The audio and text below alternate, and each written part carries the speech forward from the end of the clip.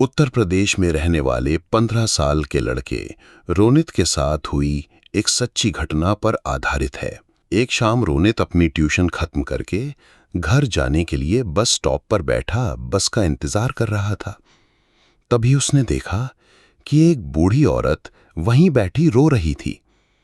ये देखकर रोनित को बहुत बुरा लगा और इंसानियत के नाते उसने उस औरत को पानी ऑफर किया।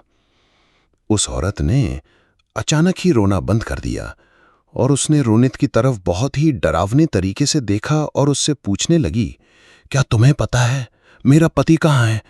पता है तो मुझे अभी बता दो, वरना तुम्हारे साथ अच्छा नहीं होगा। रोनित उसका ये सवाल सुनकर 2 कदम पीछे हट गया कि उसे लगा कि वो औरत शायद पागल है।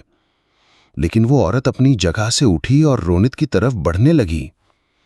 रोनित ने जब देखा कि उस औरत के पैर टूटे थे और वो जमीन से थोड़ा ऊपर हवा में थी, ये सब देखते ही रोनित बुरी तरह डर गया। उसके साथ ऐसा कुछ पहली बार हो रहा था। उसने अपनी पानी की बोतल वहीं छोड़ी और भागने लगता है। भागते भागते वो सीधा अपने घर पहुंच गया।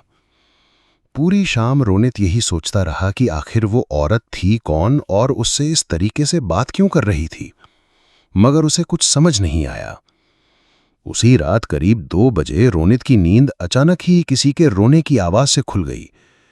वो जैसे ही उठकर बैठा, उसके होश उड़ गए। वहीं बस स्टॉप वाली औरत रोनित के बिस्तर पर बैठी रो रही थी। उसके हाथ में वही पानी की बोतल थी जो उसने बस स्टॉप पर छोड़ा था, मगर उस बोतल में पानी नहीं बल्कि खून था। और वो एकदम से रोनित पर झपटी और उसका गला दबाने लगी।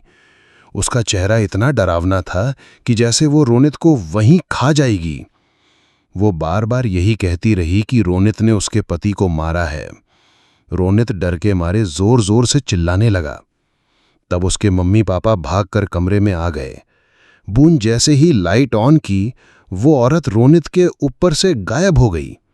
बेचारा रोनित हक्का बक्का होकर रोते हुए अपने पेरेंट्स को सब कुछ बताने लगा।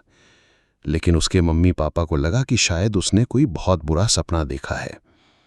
आज तक रोनित समझ नहीं पाया कि उसके साथ उस दिन आखिर क्या हुआ था और वो औरत कौन थी। लेकिन रोनित उस रात के बाद से कुछ महीनों तक बहुत सहमा सहमा रहने लगा। उसने अपनी ट्यूशन भी छोड़ दी थी और फिर कभी उस बस स्टॉप वाले रास्ते पर नहीं गया। तो आपको क्या लगता है, कौन थी वो औरत? कैसी लगी आपको आज की कहानी? अगर आपको ये कहानी अच्छी लगी तो डार्क टेल्स हिंदी को सब्सक्राइब करना बिल्कुल मत भूलिए।